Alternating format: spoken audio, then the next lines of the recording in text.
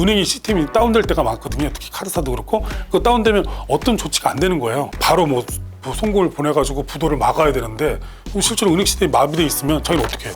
블록체인 기술 같은 경우에는 분산 원장이 분산돼 있다 보니까 실제로 4인 간의 거래하더라도 실제로 그 기록이 다 남아 있고 그리고 일정한 시간이 되면 동기화가 돼가지고 절대 위조라든가 변조가 상당히 힘든 것이거든요. 그 향후에 이제 가상자산 미래라든가 블록체인 산업의 미래는 전망이 상당히 괜찮을 거예요. 지금은 어떤 이 투자의 수단 로서만 이제 가상자산이 인식될 수 있지만 우리가 뭐 디지털 대전환 시대라고 막 이렇게 얘기하잖아요. 그런 시대에 중심에 우리나라가 쓸 수 있는 이런 계기가 될 것입니다.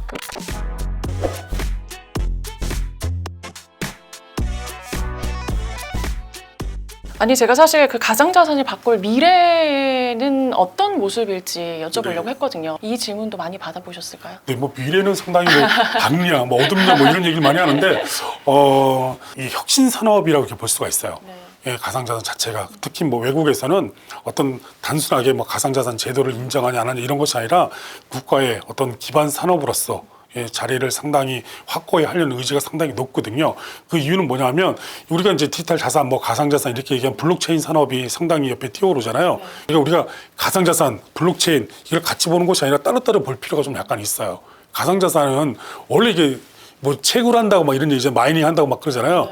문제를 풀면 블록이 하나 생기는 거고 그 블록이 생기면 부가적으로 가상자산을 주는 거예요. 남들은 뭐 채굴하면 가상자산을 실질적으로 뭐 금캐듯이 캔다.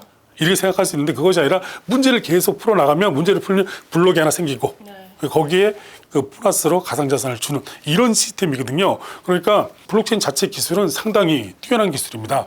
왜냐하면 그 4인 간의 거래도 가능하죠.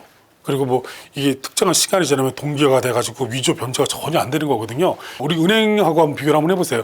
자기가 실제로 은행 거래를 계속했는데 갑자기 은행이 시스템이 다운될 때가 많거든요. 특히 카드사도 그렇고 그 다운되면 어떤 조치가 안 되는 거예요. 어떤 액션도 안 취해지고 그러면 실질적으로 자기는 바로 뭐 송금을 보내가지고 부도를 막아야 되는데 실제로 은행 시스템이 마비돼 있으면 자기는 어떻게 해요? 할 수 있는 방법이 없잖아요. 계속 기다릴 수뿐이 없는 거. 그리고 뭐 시간을 봐가지고 언제 복구가 됐다. 뭐 이런 식으로 계속 기다려야 되는데 그 블록체인 기술 같은 경우에는 분산 원장이 분산돼 있다 보니까 실제로 4인 간의 거래하더라도 실제로 그 기록이 다 남아 있고 그리고 일정한 시간이 되면 동기화가 돼가지고 그 절대 위조라든가 변조가 상당히 힘든 것이거든요.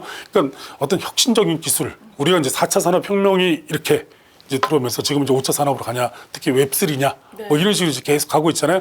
거기랑 같이 걸맞는 게 이 블록체인 기술이 가장 걸맞다 이렇게 볼 수 있고 그 향후에 이제 가상자산 미래라든가 블록체인 산업의 미래는 전망이 상당히 괜찮을 거예요. 지금은 어떤 이 투자의 수단 로서만 이제 가상자산이 인식될 수 있지만 그러니까 좀 전에 말씀하신 것처럼 어떤 지식결제 수단으로서의 가치도 인정받을 것이고 그리고 지금은 이제 무형자산으로서 가치도 상당히 좀 인식을 많이 해가는 이런 상황이기 때문에 그걸 이용해서 다른 산업에 그 실제로 이용할 수 있다면 훨씬 더 그 혁신적인 산업이 될 것이고 많은 일자리 창출도 될 것입니다.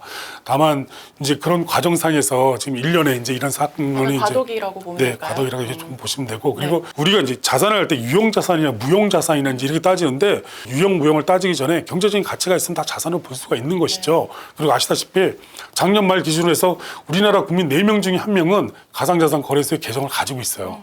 그리고 8명 중에 1명은 가상자산을 실질적으로 거래하고 있고 그리고 거래를 제일 많이 하는 사람은 30대에서 40대 정도가 거래를 제일 많이 하고 있기 때문에 또 30, 40대가 열심히 또 일할 나이 아니겠습니까? 맞습니다. 예, 그렇기 때문에 그 많이 사용하고 막 이러면 그 실질적으로 점점 기술은 더 진화할 수뿐이 없는 것이고 그리고 산업 자체도 같이 끌고 올라갈 수 있는 정말 디지털 자산 강국이 될 수 있는 그 우리가 뭐 디지털 대전환 시대라고 막 이렇게 얘기하잖아요. 그런 시대에 중심에 우리나라가 쓸 수 있는 이런 계기가 될 것입니다.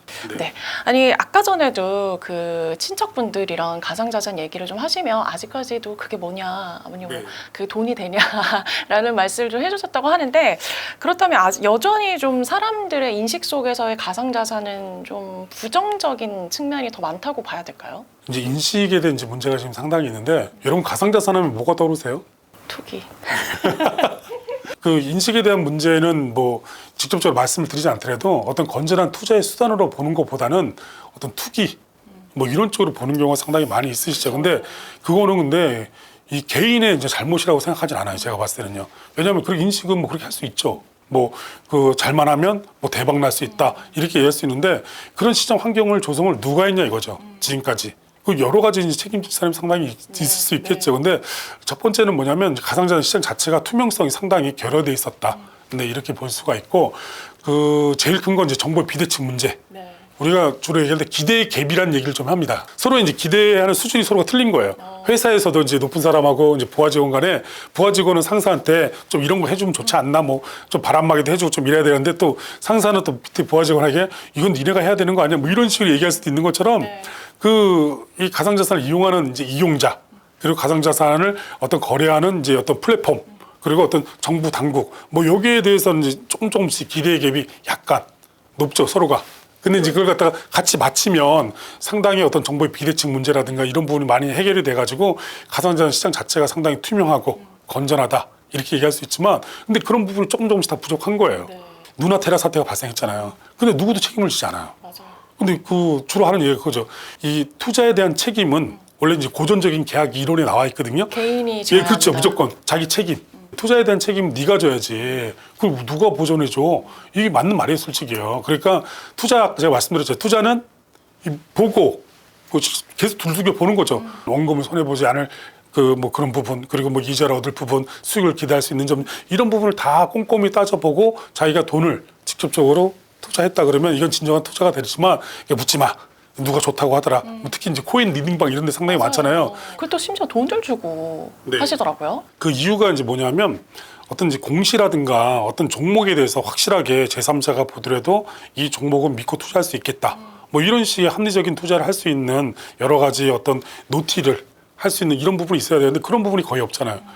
그 주식은 실질적으로 공시가 의무고 그 불성신 공시에 대해서는 그 상패까지 바로 거래 정지가 된다든가 이렇게 가요. 근데 그 가상자산 같은 경우에는 이제 발행자가 있는 경우에 실질적으로 공시라든가 이런 부분을 갖다가 의무가 아니거든요. 하고 싶으면 하고 말고 싶으면 말고 뭐 이러다 보니까 정말 그 종목에 대해서 어떤 그 코인에 대해서 내가 투자해도 되는 것인지 말아야 되는 것인지 이런 거에 대한 믿음이 안 가는 거죠. 이제 그런 사이를 비집고 이제 코인 리딩방이 이제 들어온 거죠.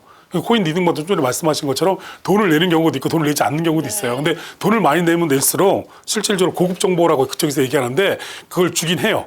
근데 일정한 기간에 수익률을 올릴 수 있죠. 근데 장기간으로 가보면 가랑비 못 쫓는 거예요.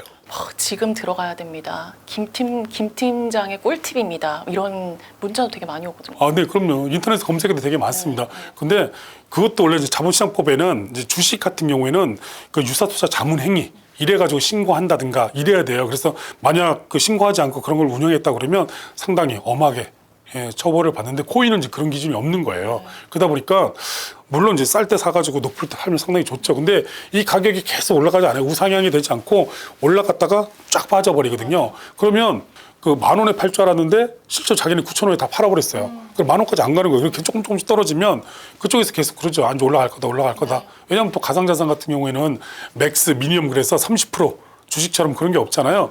하루아침에도 뭐 몇백 배 올라갈 수도 있는 거고 거의 뭐 몇억 원짜리가 몇십만 원짜리 떨어질 수도 있고 막 총액이 뭐 이러다 보니까 이런 부분에 있어서 과연 이게 합리적인 시장인가 아닌가. 네, 그러니까 누구도 시장을 갖다 견제할 수 있고 시장을 감시할 수 있는 이런 구조적인 어떤 기구조차 없는 것이에요. 그러니까 이번에 그나마 다행인 게 이 가상자산 이용자 보호법이 설립 제정이 돼서 네, 이제 내년 7월에 그 실제로 시행을 앞두고 있는데요. 제일 중요한 게 거의 가상자산 이용자 보호법 한번 보시면 거의 10조에 보면 네, 실질적으로 불공정 행위, 시장지수 교란 행위, 뭐 시세 조정 행위, 뭐 이런 부분에 대해서 그 어떤 식으로 규율을 해야 될지 이제 그런 부분을 다 담아놨습니다. 그리고 이제 그 닥사 그래가지고 가상자산 연합회 있지 않습니까? 그쪽에서 별도로 만들어서 이제 운영하고 계신 그 단체가 계신데 그쪽에서도 어떤 가상자산 시장 자체에 대해서 어떤 건전성을 회복하기 위해서 열심히 노력하고 계신 걸로 알고 있어요. 그리고 최근에 이제 금융감독원에서도 어떤 가상자산 그 사기 뭐 신고센터인가요? 뭐 그걸 별도로 만들어 가지고 시장의 건전성을 위해서 그 뭐 업체도 그렇고 그리고 어떤 정부 당국도 그렇고 그리고 이제 민관 정이 실제로 다 나서가지고 네. 지금 그 아주 적극적으로 노력을 하고 있기 때문에 그 신뢰성 회복하는 데서는 시간이 그렇게 오래 걸리지는 않을 것 같아요. 이제 올해가 좀 지나면 어떤 올해 연말이라든가 내년 초부터는 어떤 가상자산 시장 자체가 다시 좀 훈풍이 불어가지고 지금 이제 크립토 윈터 이런 얘기를 많이 하잖아요. 네. 그러다 보니까 시장 자체가 크립토 윈터뿐만 아니라 어떤 인식 자체도 상당히 이렇게 안 좋은 모습으로 계속 비춰지는데 여러 가지가 지금 구비가 계속 이 단단하게 굳어가고 있기 때문에 이 상당히 그 시장 자체가 좀 건전하고 활성화가 될 수 있는 이런 계기가 좀 마련되지 않을까 이렇게 생각합니다. 네, 가상자산의 그 의미와 또 가치, 또 시장성 등에 대해서 좀 하나하나 알아보는 시간이었습니다. 오늘 함께 해주신 황석진 교수님 너무 감사합니다. 수고하셨습니다.